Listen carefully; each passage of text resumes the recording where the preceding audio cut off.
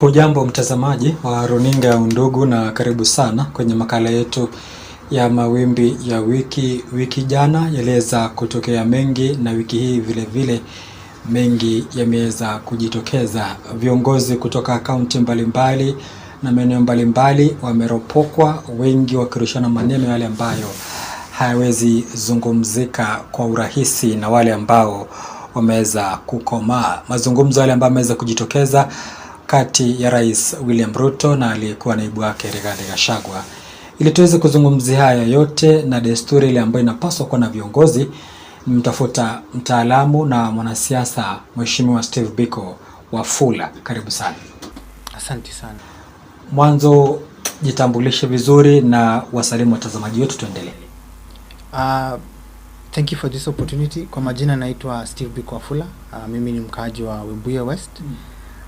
Lakini tuko Nairobi kutafuta hali ya kulisha familia. Na pia mimi ni mgombeaji wa kiti cha ubunge, na nikiona maybe nitasimama either Webuye West ama Roysambu. Okay.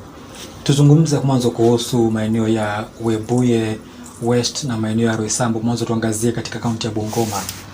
Maeneo yale Rais William Ruto amekuwa pale na amezungumza mambo mengi sana, matamshi yale ambayo hawezi sikika hata na mtoto mdogo. Mwanzo kiongozi kama rais akizungumza matamshi kama yale, katika maeneo yenu mna feel vipi? Mimi kama mkaji wa Webuye niko na huzuni sana. I'm actually very disappointed kwa sababu kumekuwa na pattern ya president akikuja Western Kenya anakuja na matusi. Anatusi viongozi wetu wa nyumbani. Mambo yenye alisema jana Wednesday na Tuesday yametukera sisi watu wa Mlembe sana, kwa sababu he said things that even my own children cannot be able to watch or listen to, and the way he's speaking ni kama sisi watu wa Mlembe anatudharau sana. Kwa sababu akitaka kutusi watu wote kwa siasa anakujanga Bungoma, anaenda Busia, anamalizia Trans Nzoia, ni matusi tu. Na him being president, he's the holder of the presidency. The presidency is a full institution whose main purpose is unifying the people of Kenya. He is my president. Hata kama nilimpigia kura ama sikumpigia kura, we are united by virtue that he is a president for the people of Kenya. His utterances they've gone against the spirit of the constitution. Chapter 6, which looks at the element of leadership and integrity, speaks of how a president should conduct themselves. The entire chapter lays the foundation on how a president should behave in front of people, in public and in private. Shikilia hapo Biko, utaniruhusu nikatize kwa sababu tutakuja hapo, kwa sababu nilikuwa namsikiza Senior Counsel Governor James Orengo anasema ile chapter 6 na mambo na integrity, kuna kigezo kimoja kile ambacho rais tayari sasa hivi ameweza kukiuka na kinaweza kutumika kuweza kumbandua kutoka ofisini iwapo mabunge yetu mawili yanafanya kazi vizuri. Lakini kwanza tuangazie hapa. Mwaka 2021 alipokuwa anafanya kampeni, kabla hajaweza kushikana na Moses Masika Wetangula, alielekea tu maeneo fulani, nadhani maeneo tu hayo yenye tu bado, akaweza kusema tu maneno yale ambayo alikuwa yakimkera Speaker Moses Wetangula. Anasema huyu anapigwa na bibi yake. Juzi amezungumza mengine kuhusu aliyekuwa waziri wa ulinzi Eugene Wamalwa, akisema kwamba mwanzo aweze kupata watoto, aweze kununua diapers, alafu akazungumza mambo mengine yale ambayo ni mazito sana. Anasema hata mke wake ni wa kukodishwa. Kudhalilishwa kule kwa viongozi wa maeneo yenu yale ambayo ni ya magharibi mwa Kenya, mkiasikiza, kwa sababu nimesikia gavana wa kaunti ya Trans Nzoia James George Natembea amesema kwamba huyo ni kiongozi wenu, nyinyi hamna shida naye. Pengine hayo ni matatizo yale ambayo yanamsumbua kule upande wa magharibi mwa Kenya. To be very honest, in 2021-2022 the president, then he was deputy president, aliongea sana vibaya juu ya Wetangula na vibaya tena sana juu ya Eugene, and it's become a pattern that when he's very angry with people in Kenya, he comes to Western.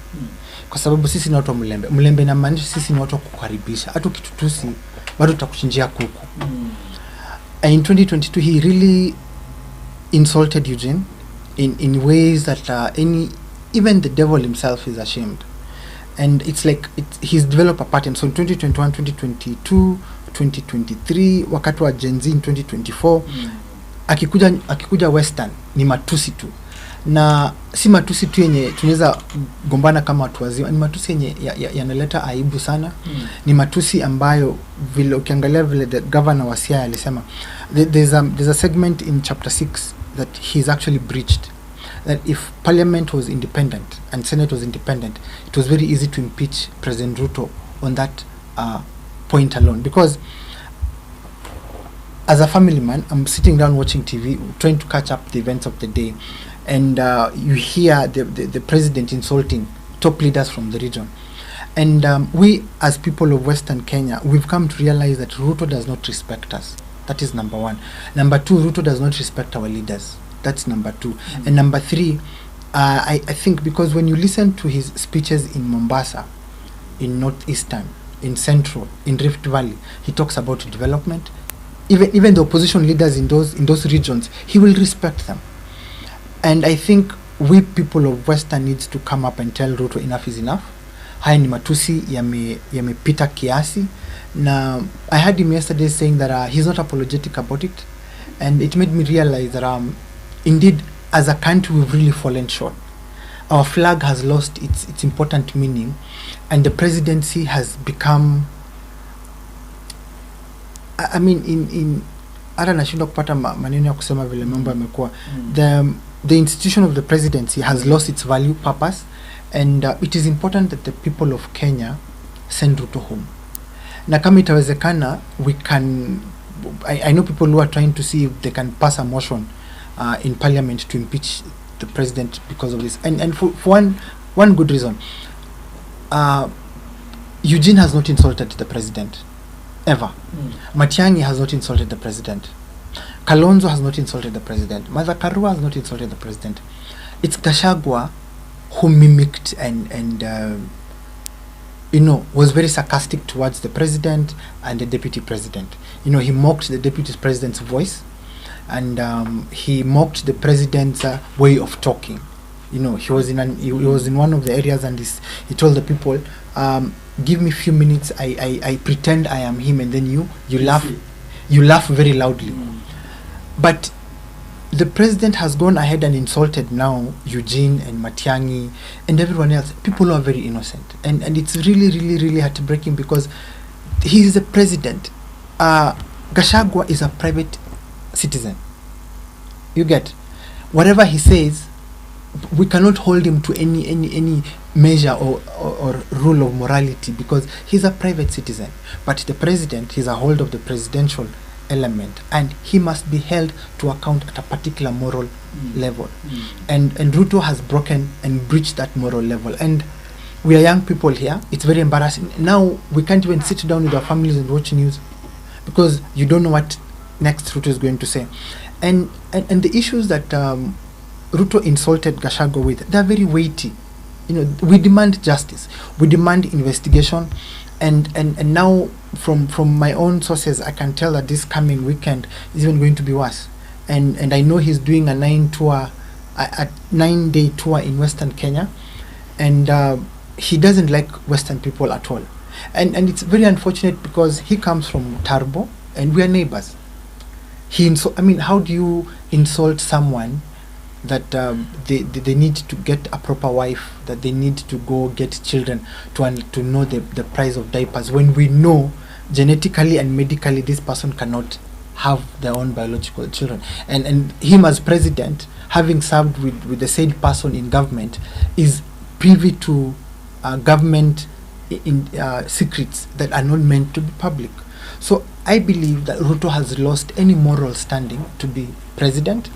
I believe that the people of Kenya need to speak up and demand that Ruto be held accountable, because now the thing about Kenya is everyone is online.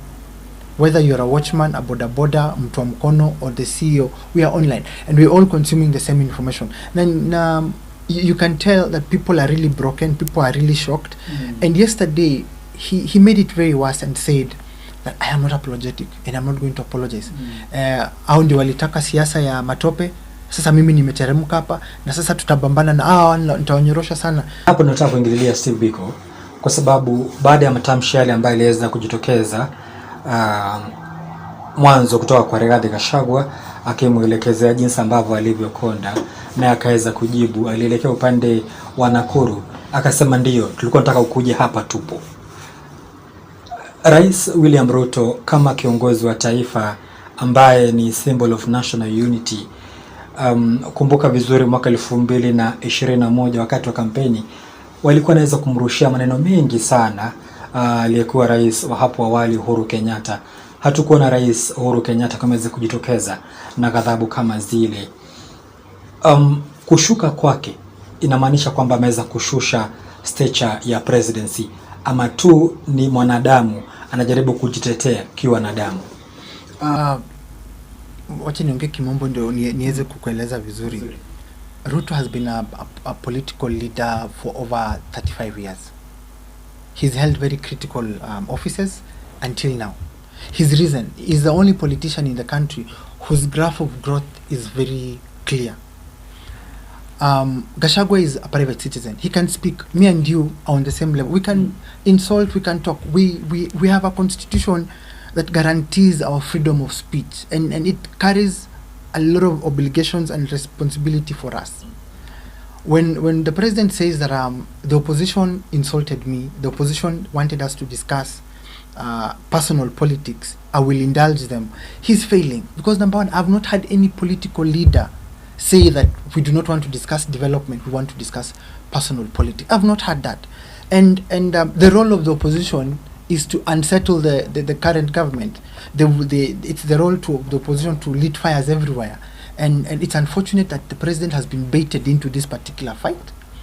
And unfortunately, we've become the laughingstock globally. I have seen people in South Africa, in Nigeria, in the US laughing at us, wondering what's going on.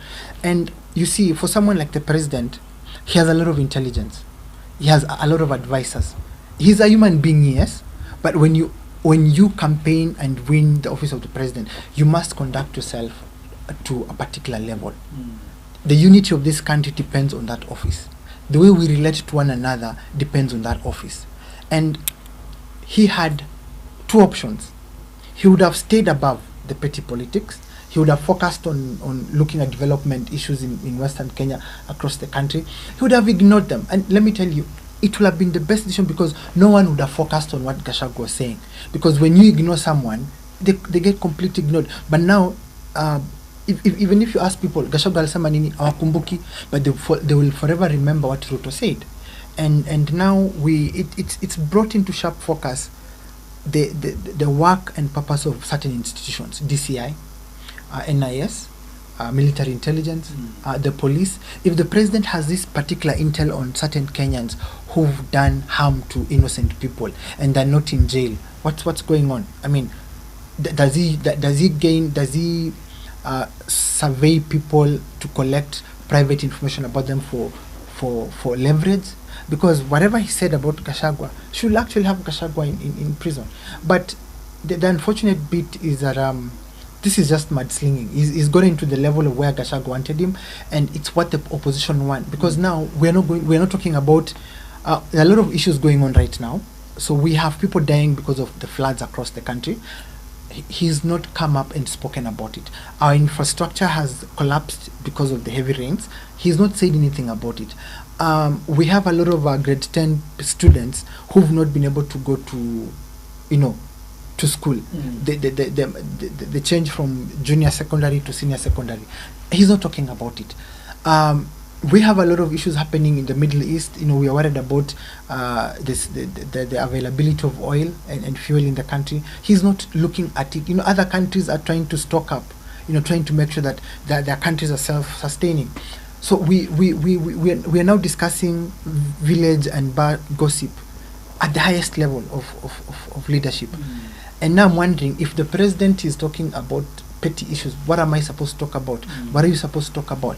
He's failed. And if our judiciary was very serious, if we had a very strong and independent IEBC, Ruto will not be president. Ruto will be in jail. Chapter 6 alone of our constitution is enough to convict Ruto. It is enough. But we are this country where, you know, tribalism, mtu wetu syndrome, and it's very unfortunate. And I'm hoping that reason will prevail, that Ruto will calm down and come and make an apology to the people of Kenya. He's a human being who will understand, and we will know that, you know, even when a wise man makes a mistake, he owns up to it. You know, no Kenyan is demanding an explanation from Eugene, from Kalonzo, from Gachagua. No, because who are they? They're not elected. But we are demanding an explanation from Ruto. And him saying that the opposition wanted him to come here, there's no evidence of such. Tumalizia na hii mambo yote ya lugha chafu na matusi baina ya wanasiasa, kwa sababu nao wameelekezewa. Baada ya Gachagua kuzungumza kama mtu binafsi, aliweza kumwelekezea Matiang'i maneno yale ambayo yalikuwa yanaeleweka, akisema kwamba yule amekula amenona sana, naye Matiang'i akisema sikuli kwako, akasema nakula ndizi. Ruto naye akasema ndizi ndio pia mimi nakula, lakini kula kupunguza. Akaelekezea Kalonzo Musyoka, anasema anatengeneza hata barabara ya kwake. Akamuelekezea ndugu yetu Eugene Wamalwa. Viongozi hao wale ambao pengine hawakuwa katika yale mazungumzo ya Gachagua mwenyewe kwenda mbele, kwa sababu sasa tunaelekea katika siku za weekendi, na weekendi tunajua siasa pia zinachacha kivyake, wamjibu ama tu anyamazie, iwe kwamba wao ndio ile kiongozi aliye juu, wamwache Ruto akiwa pale chini. Kinanuzunisha sana ni kuwa our leadership, vile mambo imefika, no one is going to be the bigger person. Hakuna mwenye atasema mimi ni kiongozi, wacha niachane na hii maneno, tuongee mambo ya maendeleo, mambo ya Wakenya, mambo ya kuleta umoja na mambo ya kutafuta vijana wetu kazi. Unfortunately, hii weekend, kwa sababu najua kuna mambo mingi, kuna mambo ya Linda Ground, ya Linda Wananchi, mambo ya Western. Unajua, this is the longest I think President Ruto is spending in any region, 9 days. Those are 2 full weeks, 9 working days. Na inamaanisha kuwa hii weekend na hii wiki inakuja, na kwanza kumbuka kesho ni holiday, so matusi yatainuka sana kuanzia kesho. My advice would be him as president, akuje aombe msamaha, ambie wa Kenya mimi ni binadamu, waliniongelea vibaya, maybe if he has health issues that show why he's reduced his weight significantly. You know, all of us, we are on the same path. You know, you're sick today, I'm sick tomorrow, I'm healthy today, you're sick tomorrow. So I think 2 things. Ruto needs to come out and apologize and be the bigger person. We as a country, we cannot request the same from Gachagua or Matiang'i or anything. And let me surprise you. Eugene responded to the president. Na kamwambia anamheshimu sana. Na kamwambia haelewi kwa nini kila mara akikuwa kwa Eugene, kwa sababu Ruto akienda Trans Nzoia anapenda kutusi sana Eugene akikuwa. Eugene alitoa statement na kamaongelesha kwa heshima, na kamwambia kuna mambo hata kama sisi tuko na different political ideals hatuwezi zungumzana mbele ya watu. You know, Eugene alisema kuwa me having a different political ideology from you does not make us enemies. So we cannot stoop low to start insulting one another. Matiang'i alimjibu akamwambia mimi sikuli kwako, na wewe unaenda gym, mimi siendi gym, mimi niko sawa. You get Natembea answered him, Natembea kamuuliza sasa kama, you know, pia Natembea aliongea mambo mengine hata mpaka tukashindwa sasa ni nini kinaendelea. But as a citizen of this country, I love my country very much, and whether I like it or not, Ruto is the president. We expect direction from the president. The morality compass of this country, the heartbeat of that morality compass is from the presidency. Sasa kama yeye anaanza kututusi hivi kila siku, hatuna morals, tutaambia nini watoto wetu? Vibaya. Shikilia hapo, kwa sababu sasa katika awamu ya pili tutazungumzia kuhusu vuguvugu lenyu. Nafahamu kwamba unaunga mkono Edwin Watenya Sifuna na jana wameweza kuzungumza kiongozwa na James Orengo, wakasema ataweza kuhudhuria kongamano lile ambalo ni la mkutano wa viongozi wale ambao ni ODM tarehe 27 mwezi huu. Tumezungumza mengi, tuzame kidogo tuibuke na hayo na mengine mengi.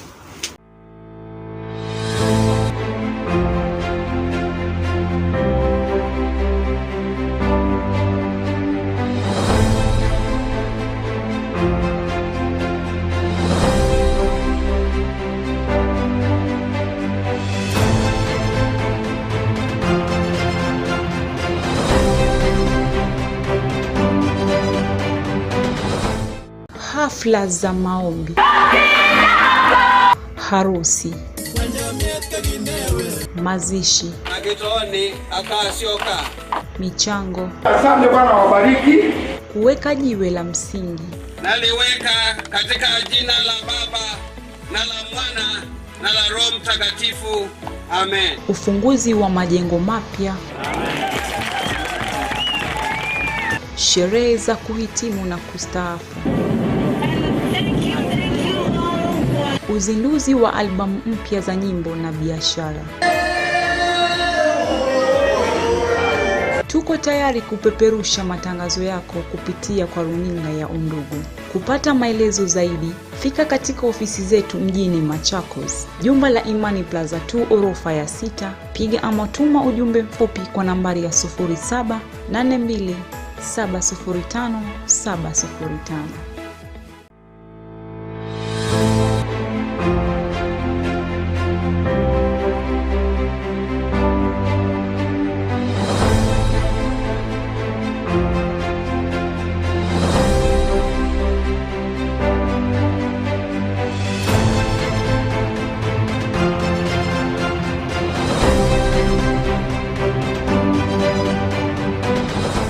Karibu tena kwenye awamu ya pili, tumalizie kipindi hichi cha Mawimbi ya Wiki. Steve Biko, tuzungumzie hili vuguvugu lenyu la Linda Mwananchi.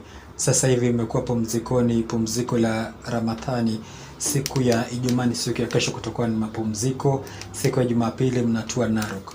Mwanzo katika msimu huu wa Ramadhani mmejipanga vipi ili muweze kukubalika jinsi ambavyo mmekuwa mkikubalika katika maeneo ya Kakamega na maeneo mengine katika kaunti ya Narok?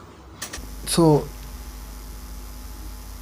ili kikundi cha Linda Wananchi tulikuwa tumechukua break vile umesema, lakini sasa kuanzia Sunday mambo ya Ramadhani yanaisha kesho, so Mungu akipenda kuanzia Sunday tutakuwa Narok, then tukitoka Narok tutarudi Nairobi hii Friday inakuja, si ya kesho, ya next week. Then tukitoka hapo twende Mombasa Saturday, tukitoka hapo then twende upande wa Turkana tukielekea other parts of the country. We are a group of young leaders who understand the things that are happening in this country. Most of us actually have thrown our hearts in the race because we've complained for too long. We've been crying for better leaders. We believe Kenya has enough resources to make sure that every individual Kenya, whether you're a watchman or a cook or from Jengo, you live a good life. And you can be able to have a family that can afford education and that can be able to afford healthcare. And for a very long time, Baba was, that beloved figure in the country. And you know what happened to Baba's politics from 2007 to 2013, 2017 to 2022. And unfortunately, alituacha. The interesting thing about this group is that Sifuna, the senator for Nairobi, he's been on record as the only politician willing to give his life for a better Kenya. If you listen to every single speech Sifuna has been speaking about, it's been very clear. I will fight for the constitution, I will fight for the small person. And you ask what is our plan, you ask where are we heading to. I know a lot of people have asked Sifuna if he's going for the presidency, and he's not given an answer for two good reasons. If we are asking him to be president, are we going to vote for him? Kwa sababu tunaweza tumwambia aende kuvai kwa president na tutakuwa nyuma yake. Na number two, Kenya, the one thing that he's been very vocal about is we have one agenda, and our agenda is Ruto must go home. Ruto's leadership has failed. Ruto has failed in terms of being able to create jobs for young people. He's failed in terms of dealing with corruption, the element of housing levy, the element of SHA. I mean, Kenyans are really struggling. So this particular group is focused on building influence that will usher in the right leaders. Not just one person, but we want to, you know that Damascus moment that we had in 2002, when the entire country said Moi should go home, and we ushered in proper politics, and that led to the birth of our current 2010 constitution. So is Sifuna going for presidency? Is Babu going for presidency? The main agenda is to build influence. The influence that will make sure that from the MCA to the president we have new people. Hapo kwa influence kuna maswali yale ambayo yaliweza kujitokeza, na nikamtazama Babu Owino, mbunge wa Embakasi Mashariki, akiulizwa katika hili vuguvugu lenu nani ambaye ni kiongozi, kwa sababu kwa mara nyingi tumezoea kwamba kiongozi yule ambaye anazungumza mwisho, huyo ndiye kiongozi wa kikundi fulani. Tumemwona James Orengo kwa mara nyingi amekuwa akizungumza kama kiongozi wa mwisho. Na mara nyingi vijana hao wengine kina Babu Owino, Ototi na vile vile Sifuna na wengine wakiwa wamekuwa kiweza kumsifia sana Gavana James Orengo. Na vile vile kumekuwa na maswali kati ya Sifuna na yule ndugu yake kutoka upande wa Embakasi Mashariki, Babu Owino, nani kiongozi halisi wa vuguvugu hili, isiwe kwamba ni kama vuguvugu lile ambalo ni la vijana wa Gen Z waliosema kwamba wao ni partyless na ni leaderless. Allow me to be very honest. You've taken some words from my mouth. There's a reason why the Gen Z people, the Gen Z protest were very successful. Because we have a government that is very petty. The moment you rise up and they realize that you're going to be a problem for them, they will take you out. Look at how the Gen Z revolution has been dealt with. Look at how notable people who are very active back then and where they are right now. Linda Wananchi has young people who are pushing for one agenda, better leaders for this country. And you've seen for yourself. I like how politics has been playing from 2024, 2025. There's a reason why young people said they were leaderless and they were partyless. Now they found a leader. Now we know whom we can listen to. And once we've identified this particular leader, there are two things we need to do. Is one, make sure that the 30 million youth register to be voters. Everyone. Anyone who is a young person, has attained the age of 18, must get a voter's card. So that's the agenda.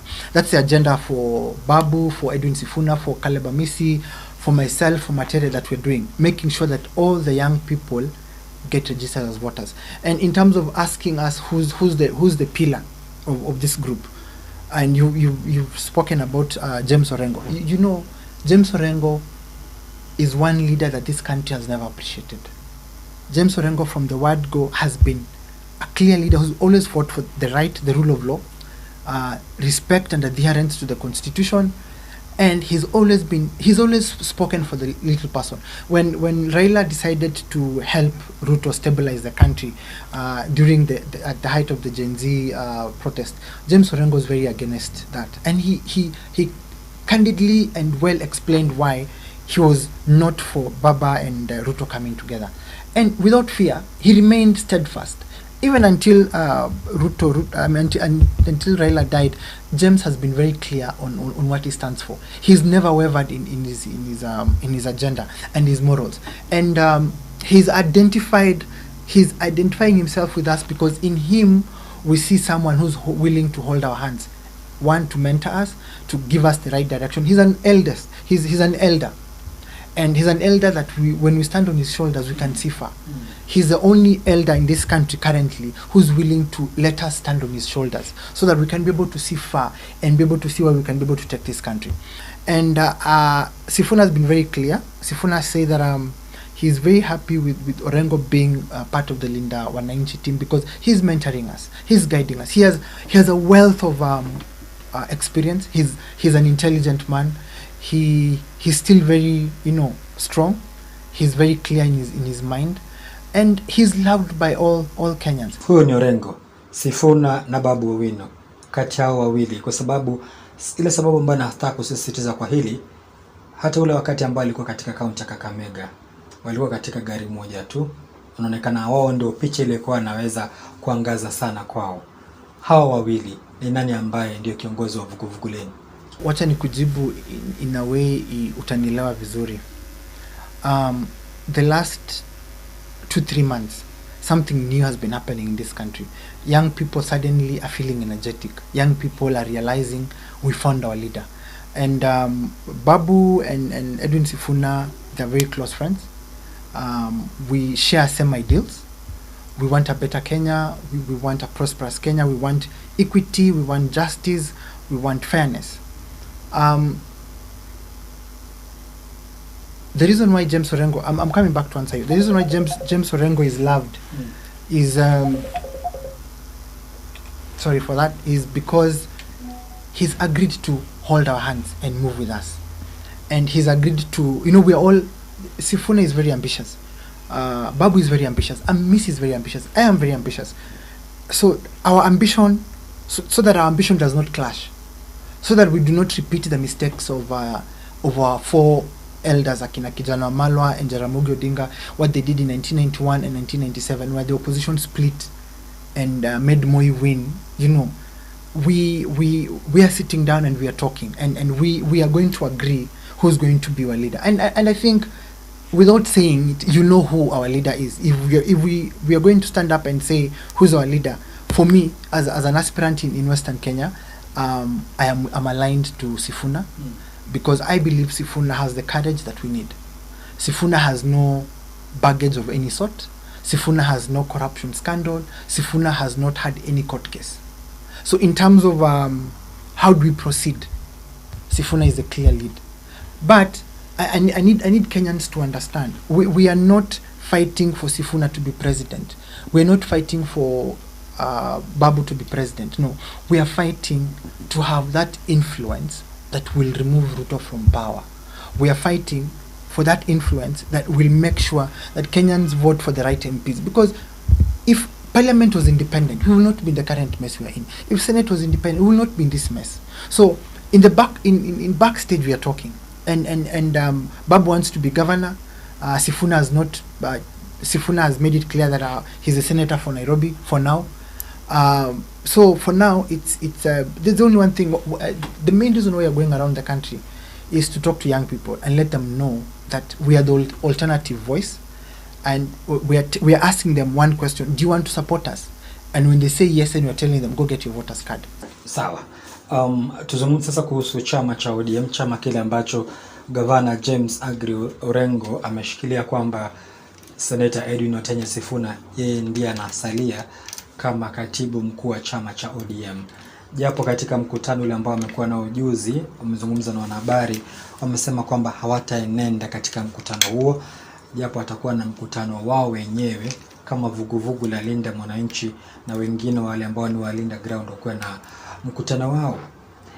Swali ni hili, mko wapi? Mko ODM ama mko katika chama kipi, ili iweze kueleweka nyinyi mko upande gani? Ni ODM ama ni upande wenyu wa Linda Mwananchi ambapo mtaki kushirikiana na mtaki kuweza kuchukua chama cha ODM? As of today, Edwin Sifuna is the senator for Nairobi and is the current Secretary General of ODM. That has not changed, and that is not going to change. And I know the party is supposed to have a delegates meeting in March. I know there's Linda Ground and Linda Wananchi. What I know is that Sifuna will fight. He knows his rights as the SG. He will fight to retain the seat. If the party has honest engagements, Sifuna will retain being the SG. And until such a time when matters will change, Sifuna will keep fighting to remain the SG. And we are behind him, because we believe ODM is a party that's been there for 20 years. It's a party that espouses what Raila Odinga stood for. And we also need to understand that our young children, our Gen Z have made us realize one thing: you don't need to be a leader. I mean, you can be a leader without having any party affiliations. Gen Z have been able to really hold Ruto accountable being partyless. So we believe that the trips we are doing around the country, it's enabling us to talk to the young people and to hear their views. And once we hear their views, we're coming back, sitting down and trying to align ourselves to the young, because we believe any progress, any democracy should always put the interests of the people first. And the most important thing is I've learned one thing. I've learned to deal with facts and not opinions, because opinions bring in feelings and emotions. The law is very clear. I'm not a member of ODM, but I'm a member of Linda Wananchi, and I believe Sifuna will do what it needs to, and until such a time when he believes either ODM will be the right vehicle to help him achieve his dreams, or he will leave to another party. We have senior leaders in the country. There are a lot of political parties that are willing and waiting. Should we need to get there? Raila really mentored Sifuna. I come from Western Kenya, and if you look at how Raila mentored people, Raila was very close to Sifuna, Oparanya, Kalabamisi, and these are strong leaders who still want to push and hold in trust the views and principles that Raila stood for. So I believe I believe the fight for ODM soul is a very painful fight, because if Baba were to wake up today, he'll be very shocked to see what Ruto has done to his political party. And the thing that I'm hoping Kenyans can understand from what I'm saying is, we need leaders who are honest. We do not need schemers. We need leaders who know that you're not my enemy because you're in Wiper, I'm in ODM. No, and that's a problem. We are very self-centered. The current political class is only in positions to amass wealth, and that is why the country is really struggling so much and not having a way forward. But I believe that at the right time, Sifuna will make the right decision. We are waiting to see who will attend the delegates meeting. We are praying, but also we are talking to people. We are mobilizing, and I think any Kenyan who wants to have hospitals working, schools working, roads working, security working, needs to wake up, get a voter's card and go and vote. Haya, kwa sababu Mebunda, tumalizie na hili japo maswali kama matatu hivi ya mwisho. La kwanza ni hili, umesema kwamba Sifuna na nyinyi wale ambao pengine mnaweza kumunga mkono, mtaweza kuangazia ni chama kipi kile ambacho ni cha kwenda. Gavana wa kaunti ya Trans Nzoia Natembeya aliweza kunukuliwa akisema kwamba ni vema nyinyi mje katika ule ambao ni mrengo wa upinzani, wanasema ni alternative government. Mwanzo mko tayari kuweza kujiunga na ule muungano wa upinzani? Tell you one thing, personally as Steve Biko, I believe that this government has failed, and I believe that this government should be voted out. So I will be part of the people that will send this government home. I also believe that as our leader, Sifuna will make the right decision at the right time. And I want to tell Kenyans one thing. It's us versus Ruto. From Kalonzo to Matiang'i to Gachagua to Sifuna to Babu to Amisi, we are the alternative leadership. We are not going to have 3-4 presidential candidates. We're going to have one leader from the opposition side to square it off with the current president. So I want Kenyans to know one thing, that we've learned from the mistakes of our elders, the mistakes we did in 1991, in 1997, and 2002. Matiba. Yes, and we remember when Matiba went on his side, and Kibaki went on his side, and Jaramogi went on his side. Collectively they had like 4 million votes. Moi won like with 1 point something. So I mean, if they'd united, Moi would have gone home in 1992. So what I know is that the united opposition is talking. We will announce our candidate soon. We are moving around the country talking to people, trying to hear their voice, and we have an agenda. And the agenda is very clear, because I've heard the president saying that us who have a divergent view, we are clueless. We know how to, as a united opposition, we know how to create the jobs. If we are given the opportunity to run this country, we will create jobs. At least 2.5 million a year. We will fix corruption. We will get every person responsible jailed. In fact, I'm a believer in capital punishment for every corrupt person. I believe that we will fix healthcare. I believe that we will fix our security. I believe that we will fix tribalism. And I think the most important thing that we have a very clear agenda on is how to fix education. So I know Ruto is a very scheming, clever politician, and that's why you're hearing who's going to be the united opposition candidate. We are going to announce in due time. I mean, elections are next year. Time is moving. Things are moving very fast. Someone told me yesterday that time is moving so fast that politicians are now panicking, trying to impress other people. For me, the final take is Kenyans need to trust in themselves as citizens of this country. They need to believe in their constitution. We need to believe in our constitution. That is the one, actually, ndio hii hapa. Wacha tu niwaonyeshe vizuri. Ndio hii hapa, you know, the Constitution of Kenya 2010. I always work with it. It's always on my desk. Before I say something, I'm always talking about this. My request is every Kenyan to have this copy. Let them understand the powers of the president, the powers of parliament, the powers of the Senate. They will know that we can bring change, that our democracy can work. And I know that if we want a good leader, we will elect a good leader. We have the opportunity to do that. My prayer is that we can be able to look beyond the propaganda and the fake news and the fake scenarios, you know, and trying to subdivide us according to, you know, tribes and things like that.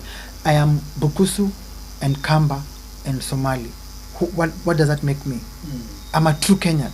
So I stand for a true Kenyan. Whether I really don't care who you are, where you come from, but as long as you respect the law, if you're given a political office, you will do right by the law, and we can move forward. Asante. Tumalizie na ambition zako na malengo yako ya kutaka kuongoza wakazi na Wakenya kutoka upande wa Webuye Magharibi. Mwanzo, ni kipi kile ambacho kimekusukuma sana ukataka kuelekea upande ule wa Webuye Magharibi? Sasa hivi Dan Wanyama anasema kwamba anatenda kazi. Unataka kufanya kazi gani Webuye Magharibi? Acha nikupe story.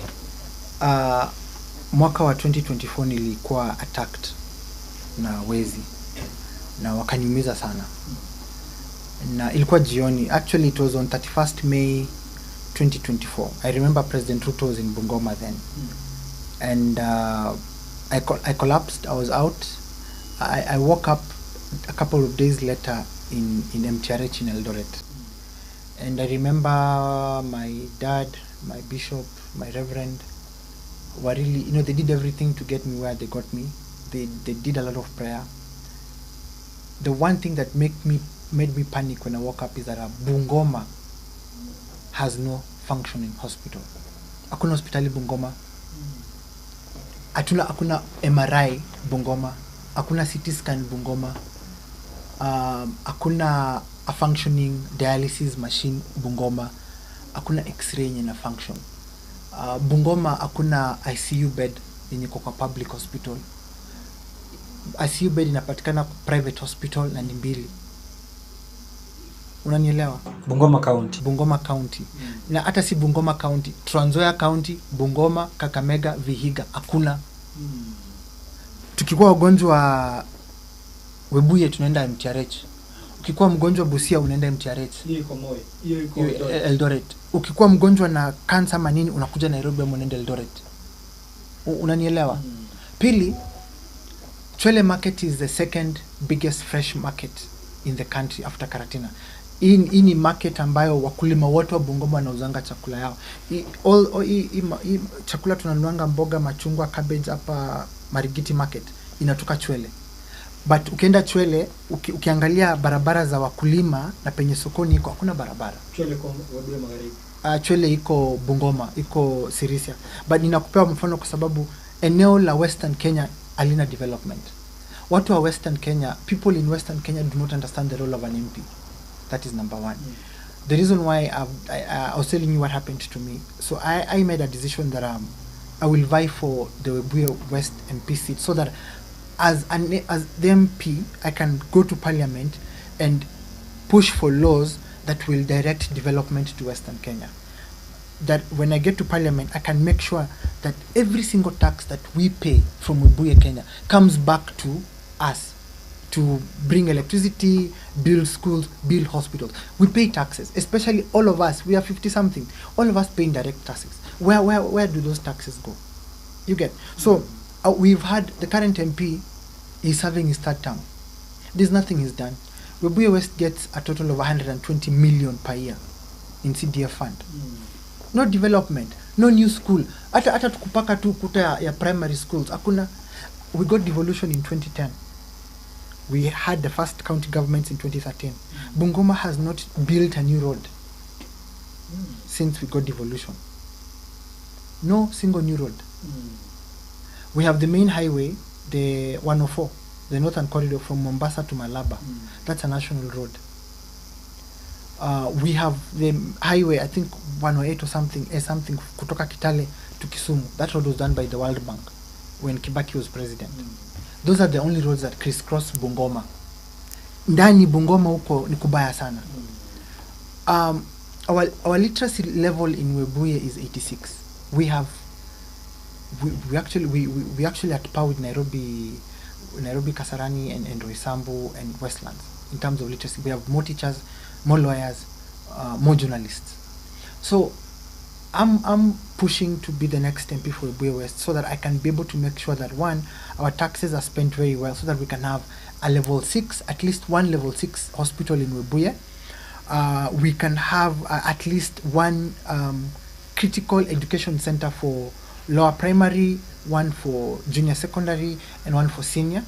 I want to become MP so that I can push for a nursing school in the region. We are strategically at the center of East Africa. It's 2 hours from my home to Kampala. It's 8 hours from my home to Nairobi.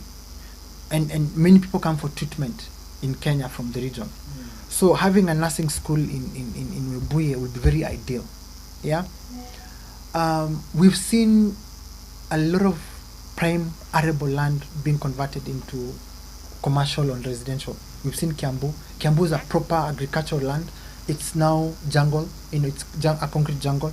So I want to get to Parliament and push for a law that will protect arable land from real estate development, so that we can purely access credit to do either agro-processing, agricultural farming, or manufacturing.